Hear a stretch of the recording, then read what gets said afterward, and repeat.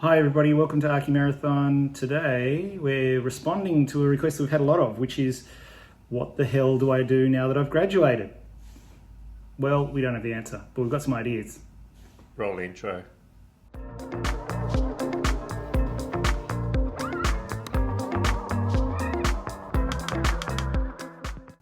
Where do you want to start? Do you want to... Don't interrupt him while he's enjoying the whiskey. The flavors. I'm getting rusted pots and pans. I'm getting old dog turd. Old shoe. Okay, so you've graduated, so you get to wear the big boy architect glasses now. I've graduated architecture. I'm a full-time wanker now. Well, I'll tell you what I did, and I'm not saying this is the right thing to do. I'll tell you what I did. So if you look back at this particular episode, we talked about the benefits of finishing projects early. One of the best things that I did, and I don't regret, is so I finished my final thesis quite early in terms of production, where all I had was just little bits and pieces to finesse and add and to practice my presentation. And then I realized that gave me a competitive advantage. I actually started working on my portfolio that I was going to send out with a CV.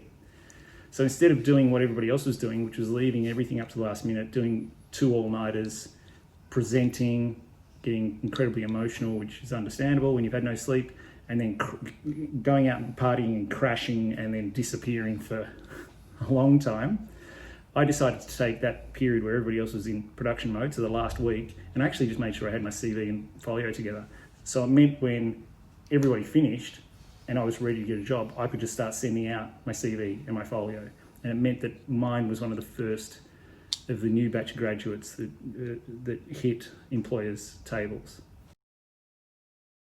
One thing I do find is people party for a few months and then they eventually ask, because that's when they ask for a reference.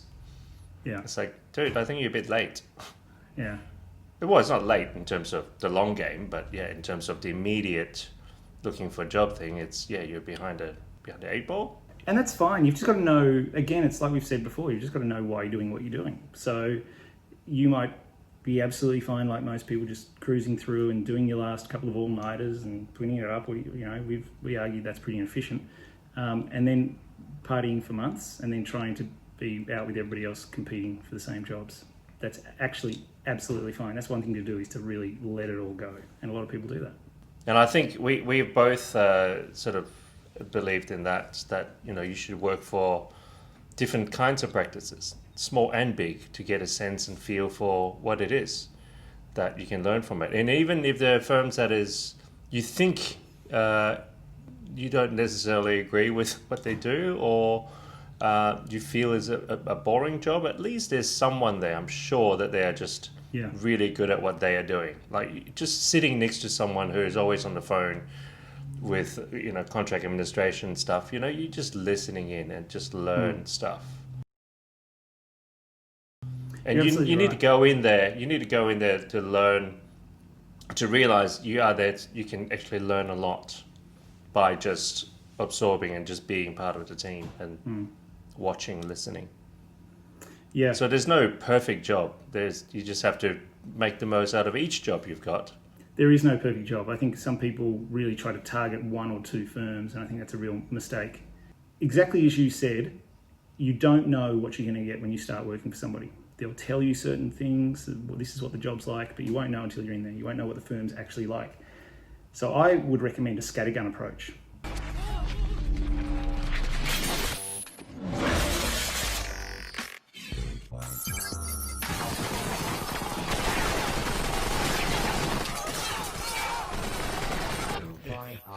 I just used to send out CVs to as many people as possible and wait for considerations to come back. So I didn't get caught up on 1 or 2 firms and then be really disappointed. I'd get as many sort of invitations to be interviewed as possible. Then I would start considering. Scattergun approach. But personalized with each one, though, instead of just to whom it may concern, it's just a general comment, just repeat it, copy and paste it all the way through. I think you should still show, just like again the episode we have on job interview. I think you should do a little bit of research about the firm and show you have some kind of interest about the firm and personalize each one to each firm rather than just a complete random scatter approach. Absolutely, that's really easy to do. I wouldn't go over the top because it's a waste. It's a huge amount of time that you've got to put in. But personalising it. But it's amazing how often I'll get somebody that says, "Dear John Wardle Architects, dear Kirsten Thompson Architects," and they've just screwed it up, or they've accidentally sent it all across. So they've tried to personalise and they've sent it to the wrong firms.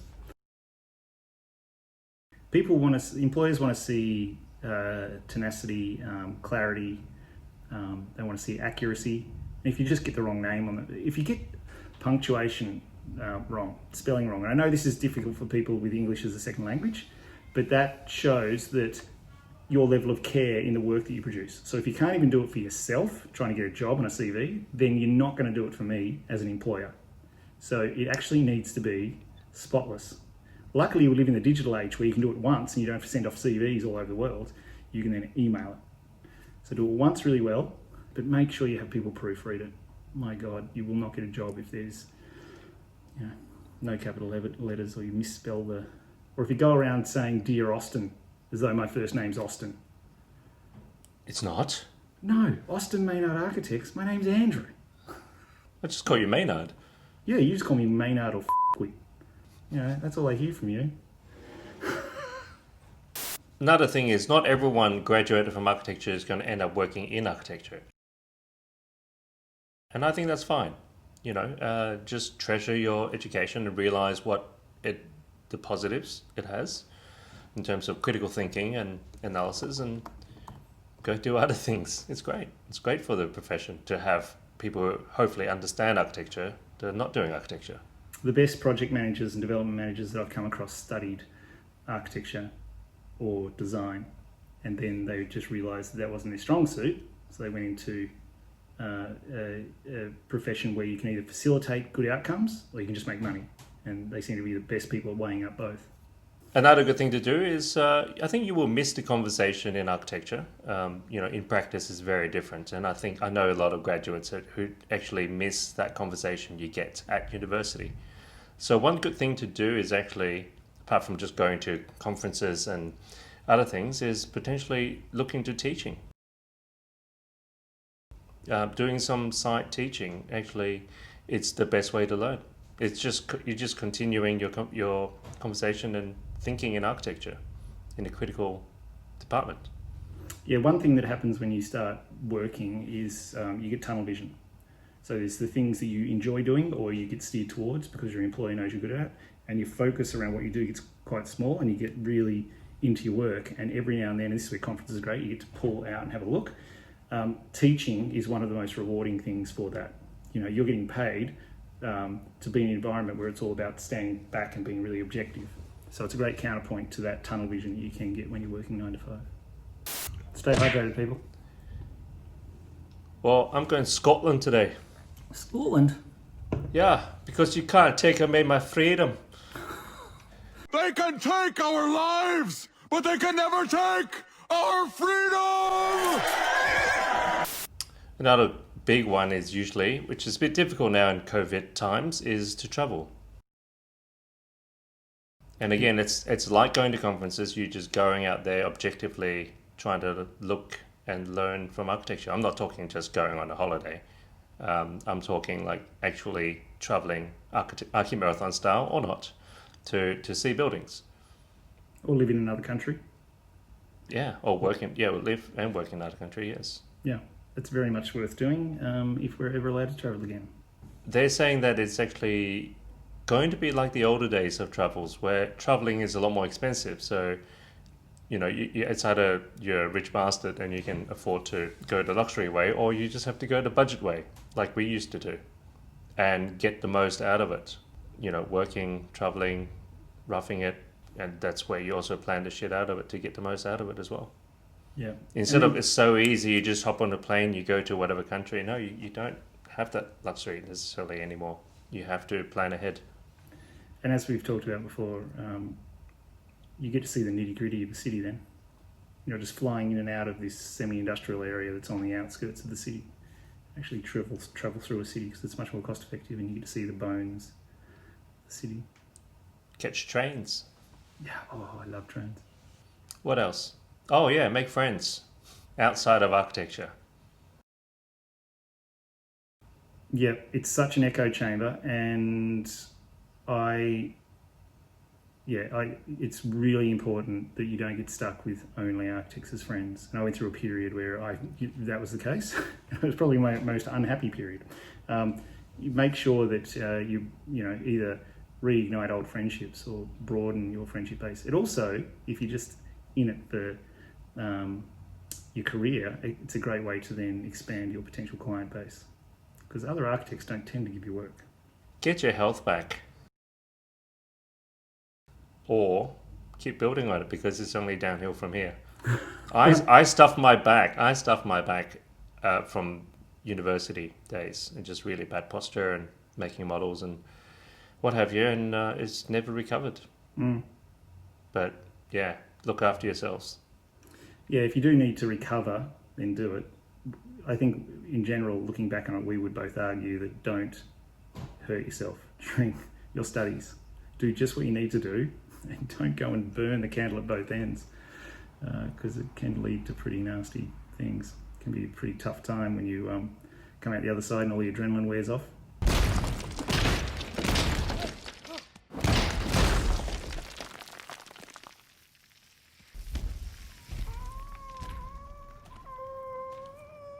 One thing that a lot of people do is get into construction.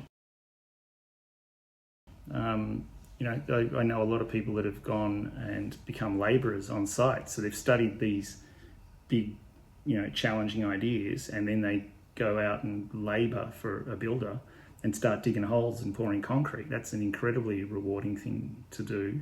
And for a lot of architects, they say it's made them a better architect, because they can think much more about buildability while they're designing, and they also have greater empathy for the people who are actually out on site constructing what they're imagining.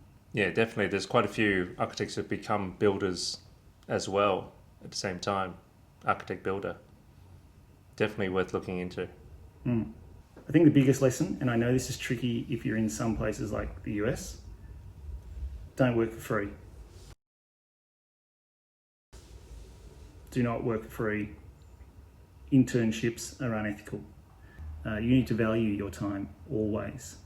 And there is nobody in the world worth working for. There's no star architect worth working for free to get that name on your CV. You don't need a star architect's name on your CV to get the next job. You need to illustrate that you've built a really solid skill base. That's how you get your next great job. But you should be paid for your first job. Your time is valuable. And how else can you pay for beer if you're working for free? Explain that to me, Kevin. Work for a pub. Work for a pub? Yeah. Get in hospo. Get paid better. And potentially meet some really good clients. That's how 6 Degrees started, right? 6 Degrees started, yeah. They built their own pub. During a recession, there was no work, so they just got together and they built their own pub. What's happened?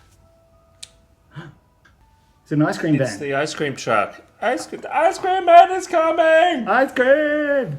The ice cream man is coming! The ice cream man is coming! Ma! Those out some money! The ice cream man is coming!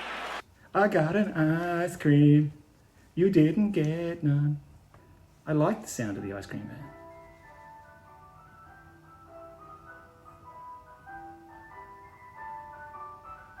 I'm definitely having ice cream after this.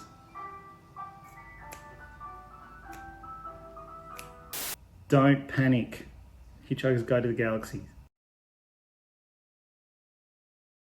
Don't panic. There is time. You don't have to graduate and go straight out and get a job. Try to enjoy some time. Try to repair. Try to hang out with friends. Don't panic. Because it's so easy to get caught up in a big firm and you're earning good wages, decent wages, and then you start to have family and stuff, and then suddenly it's just too hard to start your own practice and do your own thing. I guess that's partly why we both started early as well. But Yep. then, at the same time, I wish I would have worked longer in a practice and gained more skills. But then, as we said, there's a whole different set of level of skills that we were never taught at university or even in working for someone. You don't learn that. Yeah, I definitely agree with that. If you go out and get the highest wage you can get straight away, thinking, oh, I'll do the travel, I'll go and look at buildings, I'll research Corbusier, visit all of these buildings that I've been a fan of later. Like, you become entrenched by the wage you earn. Like, the bigger your wage, the more your expenditure becomes. People just spend the money they've got. And those things that you collect along the way become like concrete boots. The stuff that you think you own actually owns you. And it makes it really difficult to be nimble. So it is a trap to go out and get a well-paid job if your intention is that you actually wanted to travel, but you had to go and repay debts, whatever it may be. I said for a long time, at least 10 years after graduation, I kept reminding myself, live like a student for as long as possible.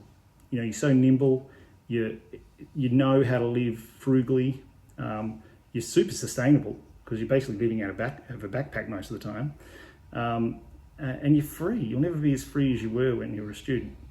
And if you can hang on to those essential principles, then the things that you may put off, such as archi travel, you can fit in.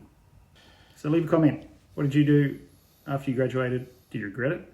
I immediately regret this decision. You glad you did it? Do you have any advice? What should people do after they graduate? Leave a comment. Like, comment, subscribe, Patreon, bell, whistle, shotgun. Love you guys. Bye.